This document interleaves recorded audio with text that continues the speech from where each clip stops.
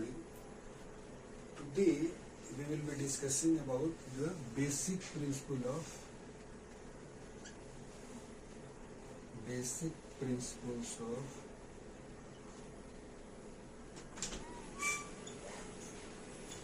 counting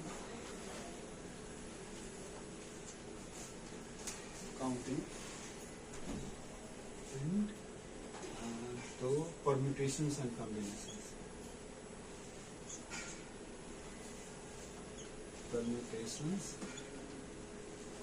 And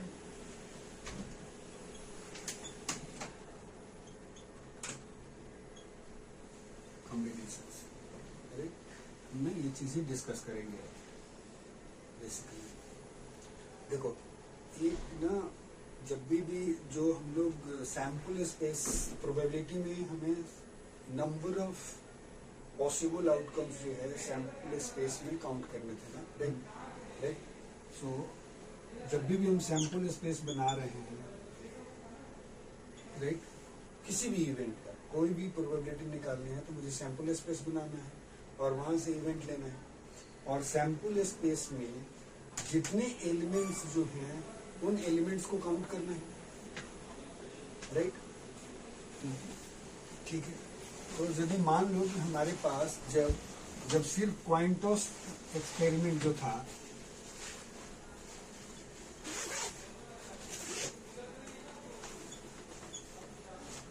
Qantas experiment में तो सिर्फ हमारे पास क्या था, आउटकम हेड एंड टेल था, राइट? और जब दूसरा हम लोग एक एक्सपेरिमेंट किए थे क्वांटस प्लस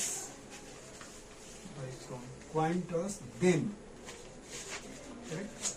क्वांटस करने के बाद then dice throw, correct?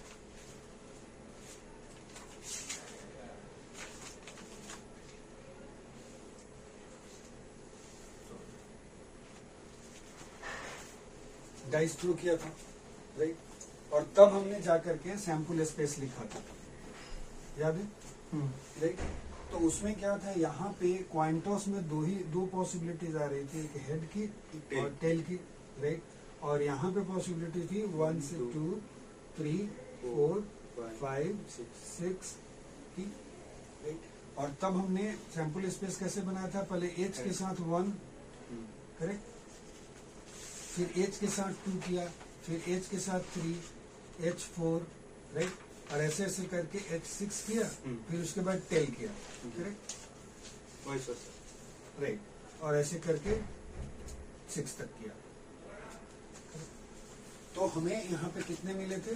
12 total जो थे, वो total number of sample space इस केस में जो था हमारे पास, टोटल नंबर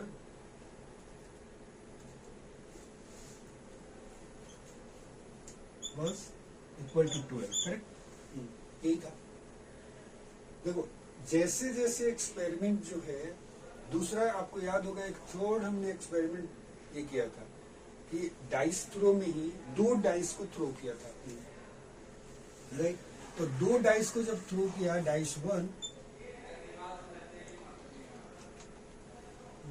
और दूसरा जो था वो डाइस 2, तो उस केस में यहाँ पे 6 आउटकम्स थे, यहाँ पे भी 6 थे, राइट? 1 से लेकर के 6 तक आना था.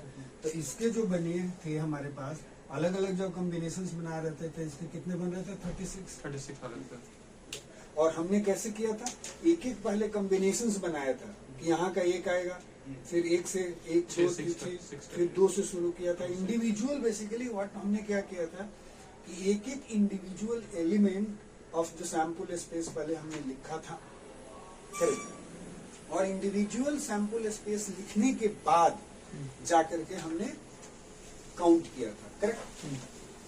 ठीक है. सो इंडिविजुअल स्पेस लिखना, correct? We road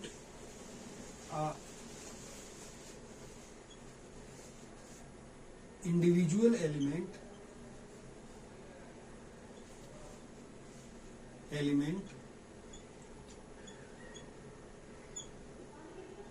elements of sample space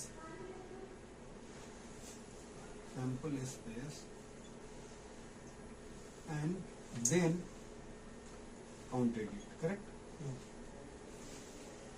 अब सोचो, एक था कोई दिक्कत नहीं थी, दो था हमारे पास 12 बने, 12 पहले लिखना, 3 बना, जब 2 ही बना, लेकिन नंबर ऑफ जो यहाँ पे जो आउटकम जो आ सकता था, जैसे यहाँ पे कॉइन टॉस में हेड और टेल ही था, हाँ। 2 ही पॉसिबल आउटकम्स है। उसी तरह से डाइस थ्रो में 6 पॉसिबल आउटकम्स है, यहाँ पे 2 ही डाइस थ्रो किया, 6 पॉसिबल आउटकम्स थे, तो इंडिविजुअली मुझे 36 पहले लिखा, उसके बाद हमने काउंट किया। ये प्रोसेस जो है वो मेथोडोलॉजिकल है, मेथोडिकल है। करेक्ट? बिल्कुल जैसा होना चाहिए वो पूरा हमने पूरा मेथड यूज करा। करेक्ट? और तब जाकर के हमने काउंट किया। But just try to imagine, यदि इसके 100 होते आउटकम्स, इसके भी 100 होते, तो लिखना almost yes, it would not been Easier it would to not, transfer. it would not have been easy to write. या आप ऐसे बोलोगे, यदि 2 से ज्यादा एक्सपेरिमेंट है, 2 को आप कंबाइन कर रहे हो, राइट, और उसके पॉसिबल आउटकम्स जो हैं वो 4 और 5 से ज्यादा हैं, राइट, तो उस केस में उसको काउंट करना और लिखना टीडीएस प्रोसेस है। करेक्ट? तो उसका ना हम एक जनरलाइज मेथड ढूंढने की कोशिश करेंगे आज, क्योंकि हमारे लिए सबसे ज्यादा इम्पोर्टेंट पॉइंट ये है कि हम नंबर ऑफ एलिमेंट्स जो है और सैंपल स्पेस में काउंट करें। तो ये प्रोसेस जो है लंबा नहीं चलने वाला है। We need some nice simple mathematical way, right, कि 2 से 4 लाइन में हम सारी चीजें निपटा दें। ओके? तो इसीलिए यहाँ पे कॉन्सेप्ट आता है बेसिक प्रिंसिपल ऑफ काउंटिंग, कैसे काउंट करते हैं, and then will go for the permutations and combinations. ठीक है? तो आगे चलिए वैसे।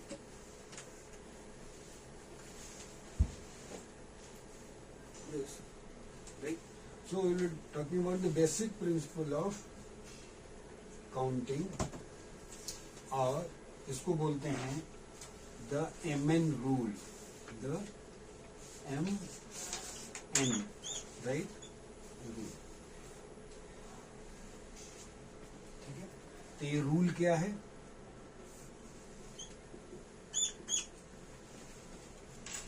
रूल है, if experiment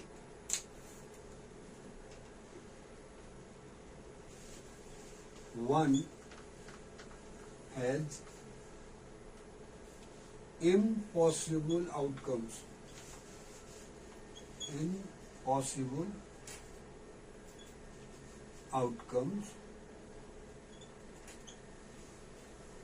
and experiment 2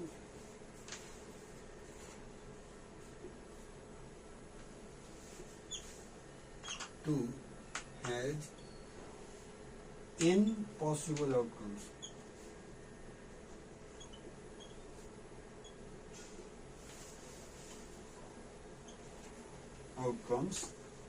Then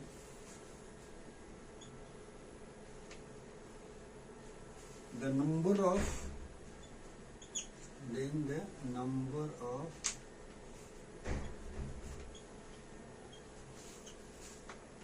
possible combinations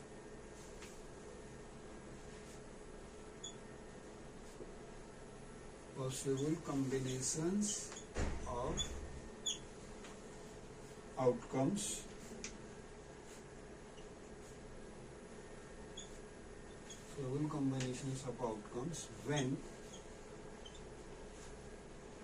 the experiments are performed,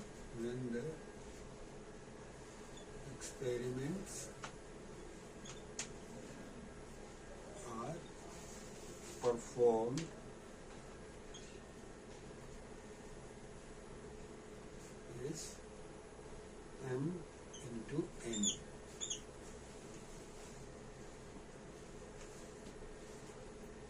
Experiments are performed,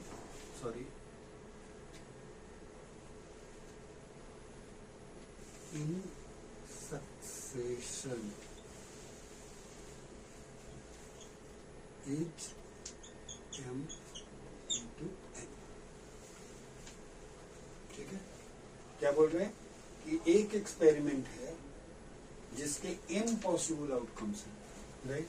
आपके पास दो एक्सपेरिमेंट है, एक है एक्सपेरिमेंट 1 और दूसरा है एक्सपेरिमेंट 2, राइट। इसके जो पॉसिबल आउटकम m है और इसका पॉसिबल आउटकम जो है वो n है। पहले ये एक्सपेरिमेंट परफॉर्म करा, उसके बाद हम ये कर रहे हैं, correct. If it is when the experiments are performed in succession, right, तो या 2 करें उसके बाद 1 करें, दोनों ही केस में, राइट। तो क्या होगा कि number of possible outcomes, combinations, दोनों का कॉम्बिनेशन जो होगा वो it will be just multiplied m into, जस्ट इसको मल्टीप्लाई करना, that will be equal to this,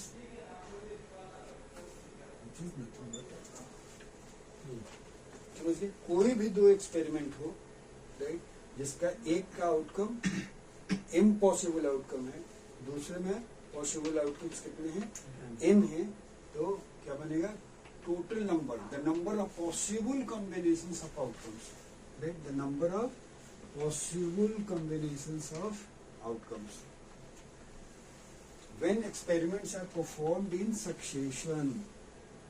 तो उस केस में उसका जो कितना होगा, m इंटू n, ये दोनों को जस्ट मल्टीप्लाई कर देना। This is known as basic principle of counting, और it is also called the MN rule, ठीक है। अब यदि मान लो कि मैं इसको जनरलाइज करूं, राइट, तो दूसरा लिखना ही पड़ेगा, ओके। सो इसको हम क्या कर सकते हैं, जनरलाइज कर सकते हैं। जनरलाइज मतलब कि अभी तो हमने एक m इंटू n दो एक्सपेरिमेंट्स के लिए बोला कि एक्सपेरिमेंट 1 में m पॉसिबल आउटकम है और एक्सपेरिमेंट 2 में जो है n है, तो m इंटू n है। लेकिन ऐसा हो सकता है कि एक्सपेरिमेंट्स भी बहुत ज्यादा हो, लेट्स से लाइक 1000 एक्सपेरिमेंट्स हो या n नंबर ऑफ एक्सपेरिमेंट्स हो, और उसी तरह से उसका पॉसिबल आउटकम्स भी कुछ भी हो सकता है, तो फाइनली कैसा बनेगा, correct. So this is called generalizations. So in generalized term, this is generalized to, let's generalize to key experiments. ठीक है, generalized to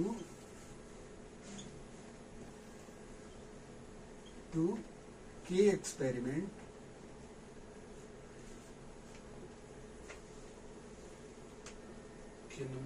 हाँ, key experiments where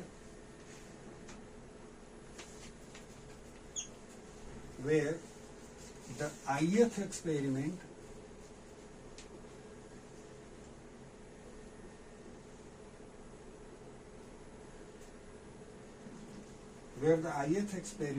has mi outcomes.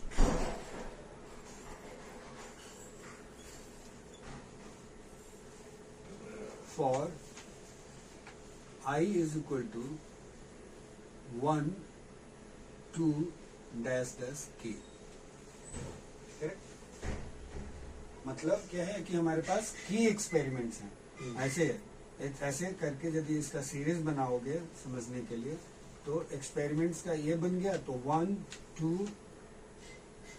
3 dash dash, और ये बन गया की, करेक्ट, इस तरह से।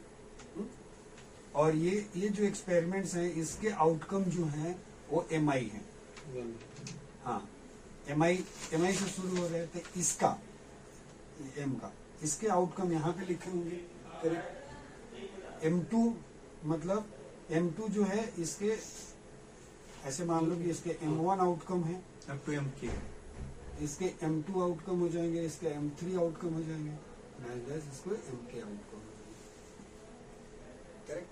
तो यदि ऐसा है कि के एक्सपेरिमेंट्स हैं and where ith experiment has MI outcomes for I is equal to 1 to k, then 1 to k if दूसरा कंडीशंस है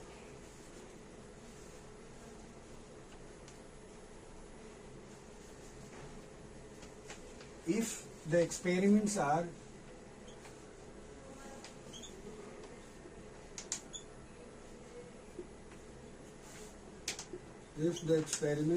are performed in succession, ठीक है, then the total number of combinations, then the total number of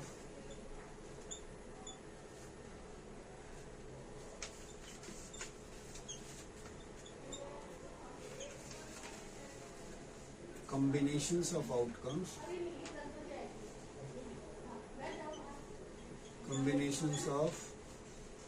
outcomes is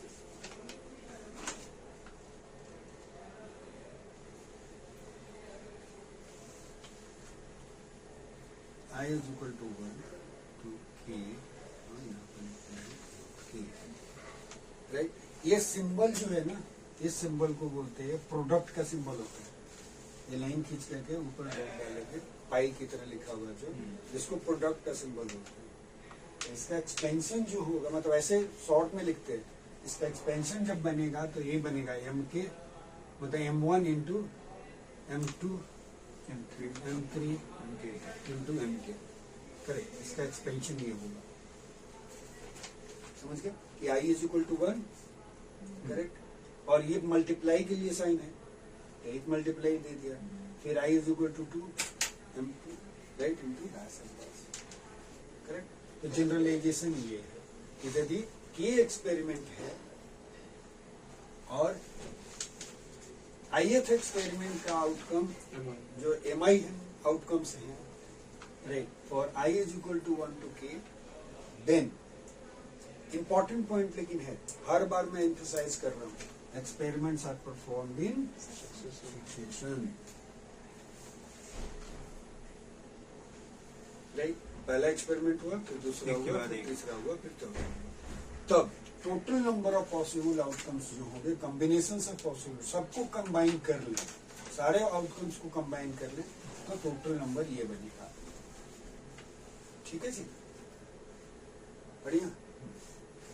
सो जैसे for example, simple example लेते हैं, क्वांटॉस experiment है, right. पहले coin toss experiment हुआ, right, and then dice throw किया, करेक्ट, डाइस थ्रो। और हम ये अस्यूम कर रहे हैं कि डाइस थ्रो जो है, डाइस में 6 फेसेस हैं उसके, करेक्ट, और उसमें नंबर जो लिखा हुआ 1 to 6 लिखा हुआ, किसी में 1 फिर 2 अलग अलग फेस में, राइट।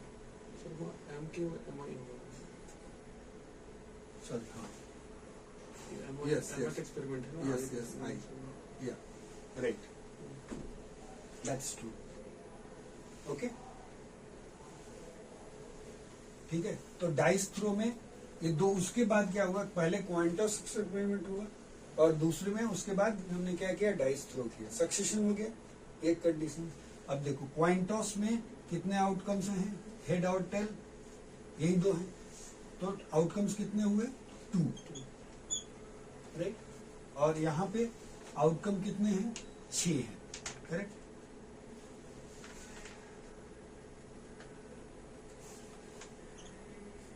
ये बना, इसका टोटल 6 आउटकम्स है, यही है। अब देखो यहाँ पे कि ith इसमें इसमें फिट करते हैं, right, correct. First experiment, right, उसका m1 कितना है, 2 है, और सेकंड एक्सपेरिमेंट जो i इज इक्वल टू 2 हो गया, सो m2 6, सो फाइनल आउटकम क्या हो गया, m1 इंटू m2 करना है, करेक्ट, इसके हिसाब से following this, so this one will be 2 into 6 सो कितने बने 12 पॉसिबल आउटकम्स। देखो अब हमें लिखने की जरूरत नहीं पड़ा और हमें टोटल नंबर ऑफ आउटकम्स यही से निकल गया, हमने टाइम सेव कर लिया by using this particular formula which is called MN rule. ठीक है, एमएन रूल में क्या है, दो एक्सपेरिमेंट एक के बाद दूसरा करा जाता है तो सक्सेशन में करना है। और दूसरी चीज क्या है, यदि एक्सपेरिमेंट 1 का M1 आउटकम है, पॉसिबल आउटकम है, एक्सपेरिमेंट 2 का M2 पॉसिबल आउटकम है, तो उस केस में M इंटू N मतलब M1 इंटू M2 कर लेना है। यदि K एक्सपेरिमेंट्स होगा तो M1 into M2 into K तक चला जाएगा। ठीक है, एक और एग्जाम्पल देखते हैं इसका। चलो ठीक है, एग्जाम्पल अब जैसे रेडियो एक्टिव डीके का भी तुम एग्जाम्पल ले सकते हो, राइट। यदि मान लो कि आपके पास आयोडीन 131 का ही ले लो और इसके 20 एटम्स हैं,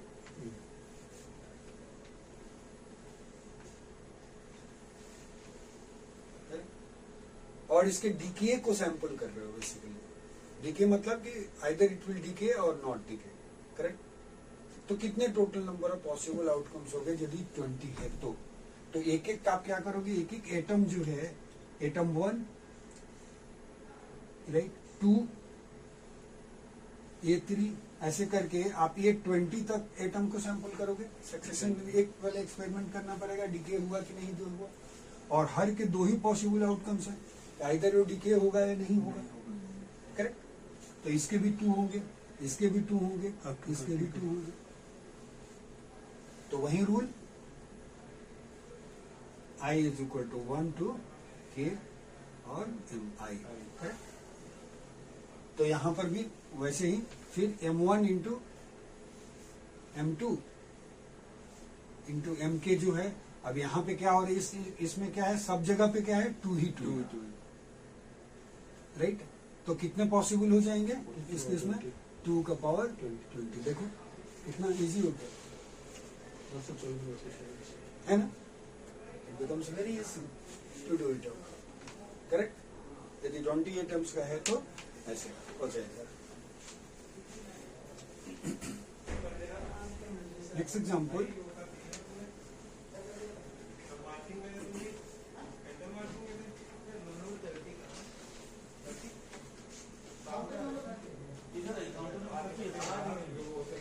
a nuclear medicine committee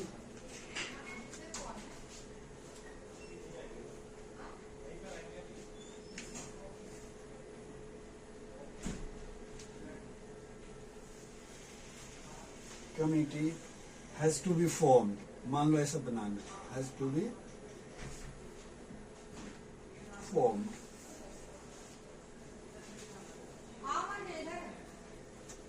with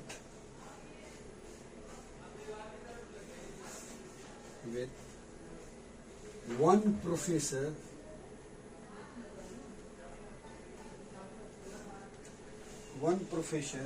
each from radiation physics,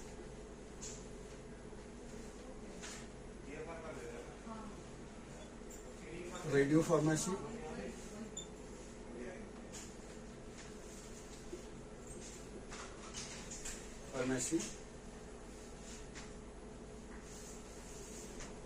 and clinical.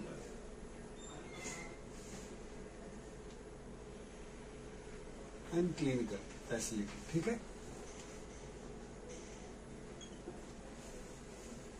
एक न्यूक्लियर मेडिसिन कमेटी बनानी है, राइट, जिसमें से एक प्रोफेसर चूज करना है, ईच फ्रॉम रेडिएशन फिजिक्स का एक प्रोफेसर होगा, राइट, एक प्रोफेसर रेडियो फार्मेसी का होगा और एक प्रोफेसर जो है क्लिनिकल से होगा, ठीक है। So if there are 25 radiation physics professor,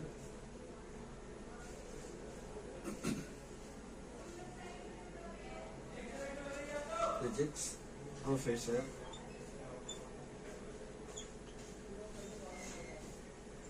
30 radio pharmacy,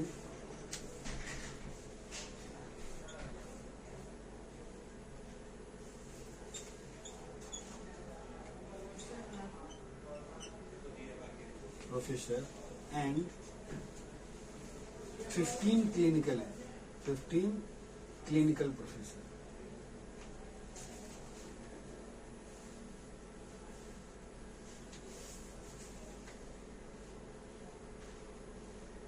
Then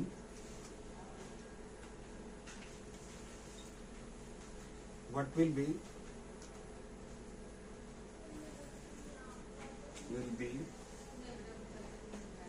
the number of possible committees can be formed.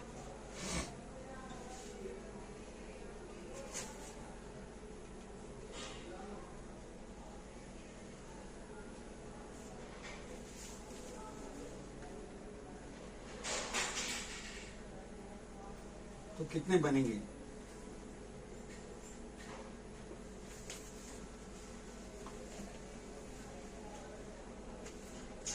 देख लो क्या है, एक न्यूक्लियर मेडिसिन कमेटी बनानी है जिसमें एक प्रोफेसर होगा, राइट, और एक रेडिएशन फिजिक्स से, सब में से एक एक लेना है। एक रेडिएशन फिजिक्स से लेना है, एक रेडियो फार्मेसी से लेना है, एक क्लिनिकल फैसिलिटी से लेना है, करेक्ट।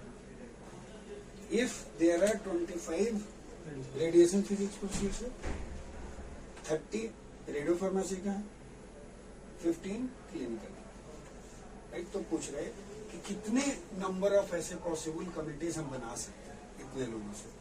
देख, अब देखो इसको रिलेट करो जो जनरलाइज किया था हमने उसमें। पहले हम सेलेक्ट करेंगे, कोई भी एक प्रोफेसर सेलेक्ट करेंगे रेडिएशन फिजिक्स से, फिर एक प्रोफेसर सेलेक्ट करेंगे रेडियो फार्मेसी से, देन हम एक प्रोफेसर सेलेक्ट करेंगे क्लिनिकल से, तो एक कमिटी बन जाएगी, बनेगी, राइट। तो पहला तो ये इम्पोर्टेंट पॉइंट है कि ये तीनों एक्सपेरिमेंट जो हो रहे हैं वो सक्सेसिव में हो रहे, एक रूल तो लागू हो गया, ठीक है। अब 3 डिवीजन, 3 प्रोफेसर लेने हैं, अब 3 फैकल्टी है, तो ये 3 एक्सपेरिमेंट हो गए, करेक्ट। 3 faculty 3 experiment. तो एक्सपेरिमेंट 1 में रेडिएशन फिजिक्स का यदि तुम देखोगे तो रेडिएशन फिजिक्स में कितने पॉसिबल आउटकम्स हो सकते हैं? रेडिएशन फिजिक्स के जितने प्रोफेसर हैं उसमें से किसी एक को उठा सकते हैं, तो उतने पॉसिबल आउटकम्स हो जाएंगे, राइट।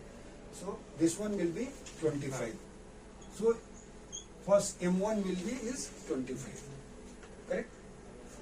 M1 जो है क्या हो गया यहाँ पे इस केस में M1 25। फिर उसी तरह से M2 क्या हो जाएगा? M2 हम रेडियो फार्मेसी से एक उठाएंगे, कोई उठाना है, और हमारे पास 30 पॉसिबल हैं जहां से चूज कर सकता हूँ 30 में से कुछ ही को, करेक्ट। तो 30 जो हो गया इसका हो गया M2, और M3 क्लिनिकल 15, सो दैट अब क्या होगा, therefore M1 into M2 into M3 जो होगा मीन्स 25 इंटू 30 इंटू 15, 750। तो ये जो होगा 750, हाँ, दिस इज 11 250 पॉसिबल कमिटीज बनेगी, 1100 पॉसिबल कमिटीज। सी, एक बात याद रखना है, this is a perfect example. आप जल्दीबाजी नहीं करनी है, जल्दीबाजी में आपको सारे मेथड पता है फिर भी आप 0 करके आओगे, मिलने वाला नहीं है। सो कोई भी कॉम्पिटिटिव एग्जाम हो, मेक श्योर पहली चीज है कि आपका 1 मार्क्स का गलत नहीं होना चाहिए। गलत होने का डबल पनिशमेंट है। यदि मान लो कि निगेटिव मार्किंग है, करेक्ट, तो आप ऐसे ही मारे गए। आपको आता था, सारे फॉर्मूला पता थे, आपने जल्दीबाजी में क्या किया, गलत आंसर पिक कर लिया, तो आपको पनिशमेंट भी मिला, माइनस में गए ना आप। जो आता था एक सही भी करके आया था, उसके बाद भी जो डिपेंडिंग ऑन, जैसे 1 to 1 भी है, तो आप एक 2 तो निकल गए, आपका 0 हो गया ना। सो बी श्योर चाहे कम ही बने चलेगा, लेकिन मेक श्योर दैट कि जो आप आंसर सॉल्व कर रहे हो आप करेक्ट है। राइट, परफेक्ट एग्जाम्पल था यस सर। तुम्हारे लिए, मैं गलत हो गया। तुम्हारे लिए नहीं, मतलब सबके लिए है। This is for everybody, right. मुझे